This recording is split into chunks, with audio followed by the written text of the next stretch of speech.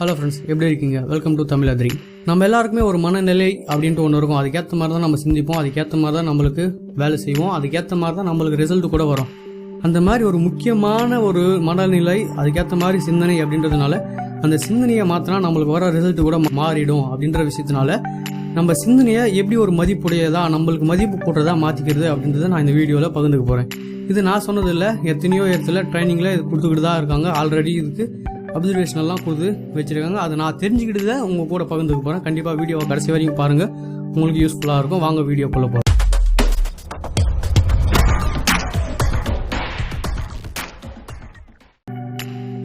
எப்படி சிந்தனையை மதிப்பு கூட்டுறது அப்படின்றது நம்ம இங்கிலீஷில் எடுத்துக்கிட்டோம்னா how to create a wealth mind set அப்படின்னு வரும்.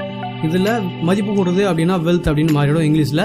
இந்த வெல்த்துக்கு அவங்க ஃபுல் ஃபார்ம் கொடுத்துருக்காங்க. என்னன்னா டபிள்யூக்கு என்னன்னா write down what you want. உங்களுக்கு என்ன வேணுமோ அதை எழுதி வச்சுக்கோங்க. அது எதுவாக இருந்தாலும் பரவாயில்ல. நான் ஒரு ஹீரோ ஆக போகிறேன், எழுதி வச்சுக்கோங்க. நான் ஒரு ஃபோட்டோகிராஃபர் ஆக போகிறேன், நான் எழுதி வச்சுக்கோங்க. நான் ஒரு ஹீரோ ஆக போகிறேன், எழுதி வச்சுக்கோங்க. அது எதுவாக இருந்தாலும் பரவாயில்ல. நீங்கள் கலெக்டர் ஆகிறதா இருந்தாலும் கூட உங்களுக்கு அந்த ஆசை இருந்தால் கண்டிப்பாக எழுதி வச்சுக்கோங்க. ரெண்டாவது விஷயம் என்னென்னா டபிள்யூக்கு அப்புறம் வர்றது வெல்த்தில் இ. ஈக்கு என்ன ஃபுல் ஃபார்ம்னா என்விஷன் யுவர் ஃபியூச்சர். உங்களுடைய ஃபியூச்சரை நீங்கள் ஒரு வாட்டி கற்பனை பண்ணி பாருங்கள். எப்படி இருக்க போகிறோம் ஃபியூச்சரில்? நான் ஒரு கலெக்டராக இருந்தால் எப்படி இருப்பேன்? நான் கலெக்டராக இப்போ இருக்கேன், இந்த ஸ்டேஜில் பேசிக்கிட்டு இருக்கேன். அந்த மாதிரி நீங்கள் அது கற்பனை பண்ணி பாருங்கள். இது நம்ம மனுஷனுக்கு மட்டுமே இருக்கிற ஒரு அற்புதமான சக்தி. இதை யூஸ் பண்ணுங்கள். நீங்கள் ஒரு ஃபோட்டோகிராஃபராக இருந்தீங்கன்னா ஒரு அவார்டு வாங்குற மாதிரி கற்பனை பண்ணுங்கள். இந்த மாதிரி நீங்கள் என்ன இடத்துல இருக்க போகிறோம் ஃபியூச்சரில் அப்படின்றத நீங்கள் கற்பனை பண்ணிக்கோங்க அப்படின்னு சொல்கிறாங்க. வெல்த்தில் மூணாவது விஷயம் என்னென்னா டபிள்யூஇக்கு அப்புறமா வர்றது ஏ, அஃபர்ம் யுவர் செல்ஃப். இந்த மாதிரி நீங்கள் கற்பனை பண்ணிட்டீங்க, ஃபர்ஸ்ட் எழுதி வச்சுட்டீங்க, அதை கற்பனை பண்ணிட்டீங்க. அது என்ன பண்ணணும்னா காலைல ஏஞ்சி உடனே என்ன பண்ணணும், நான் இந்த மாதிரி கலெக்டர் ஆக போகிறேன், இந்த மாதிரி ஃபோட்டோகிராஃபர் ஆக போகிறேன் அப்படின்றது நீங்கள் உங்கள் மனசுக்கு நீங்களே சொல்லிக்கணும். நீங்களே அதை அப்பப்போ ஞாபகப்படுத்திக்கிட்டே இருக்கணும். இது நைட்டு படுக்கிறதுக்கு முன்னாடியும் ஒரு வாட்டி நீங்கள் மனசில் சொல்லிக்கிட்டே இருக்கணும். இந்த மாதிரி உங்களுக்கு எப்பப்போ தோணுதோ அது எல்லாம் சொல்லிக்கிட்டே இருக்கணும். அந்த டைம்லலாம் சொல்லிக்கிட்டே இருக்கணும். இதுதான் அஃபிர்ம் அப்படின்னு சொல்லுவாங்க. அஃபிர்ம் யுவர் செல்ஃப்.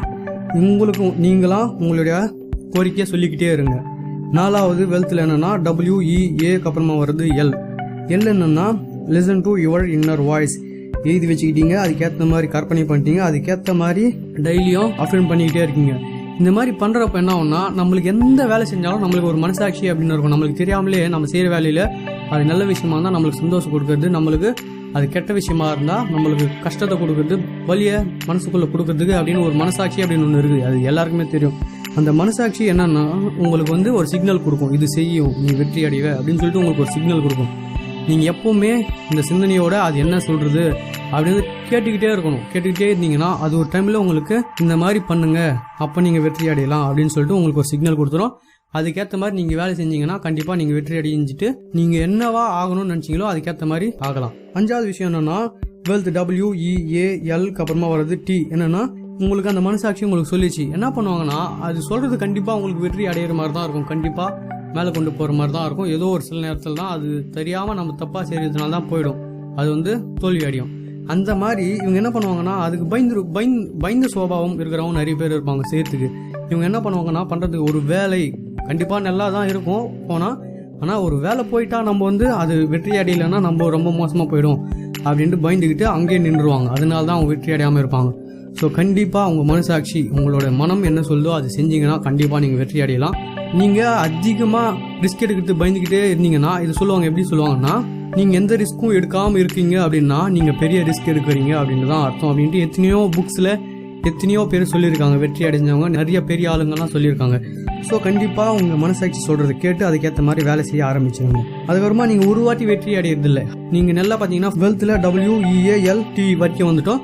இதெல்லாம் பண்ணிட்டோம், நம்ம வெற்றி அடைஞ்சிட்டோம். ஆனால் நம்ம வெற்றின்றது ஒரு வாட்டி இல்லை, நம்ம வாழ்க்கை ஃபுல்லாக வெற்றிகரமாக ஒரு வெற்றியாளராக வாயணும் அப்படின்னா என்ன பண்ணணும்னா இது நம்மக்குள்ளேயே வச்சுக்கணும். இதுதான் சொல்கிறாங்க. ஹெச்சுக்கு என்ன கொடுத்துருக்காங்கன்னா ஹோல்ட் த விசன். நீங்கள் ஃபர்ஸ்ட்லேருந்து பண்ண விஷயத்தை எல்லாத்தையுமே உங்கள் மனசுக்குள்ளே வச்சுக்கோங்க. நீங்கள் எந்த வேலை பண்ணாலும் இந்த மாதிரி இந்த விஷயத்தெல்லாம் யூஸ் பண்ணிக்கிட்டே இருந்தீங்கன்னா கண்டிப்பாக நீங்கள் வெற்றி அடையலாம் அப்படின்னு சொல்லிட்டு தான் இந்த வெல்த் அப்படின்ற விஷயம் வச்சுட்டு நம்ம சிந்தனையை மாற்றுறதை பற்றி இவங்க இவ்வளோ எக்ஸ்பிளைன் பண்ணி நம்மளுக்கு சொல்லியிருக்காங்க. இதுதான் நான் உங்கள் கூட பகிர்ந்துருக்கேன். கண்டிப்பாக நீங்கள் ஒரு மதிப்புடையவராக மாறணும் அப்படின்னு நான் ஆசைப்பட்றேன். நீங்கள் உங்களுடைய சிந்தனையை மாற்றிட்டு நீங்கள் ஒரு மதிப்புடையவராக மாறி நீங்கள் சந்தோஷமாக ஒரு வெற்றியாளராக இருக்கணும்னு நான் ஆசைப்பட்றேன். இந்த மாதிரி ஒரு கோரிக்கையோட இந்த வீடியோவை முடிக்கிறேன். தேங்க்ஸ் ஃபார் வாட்சிங்.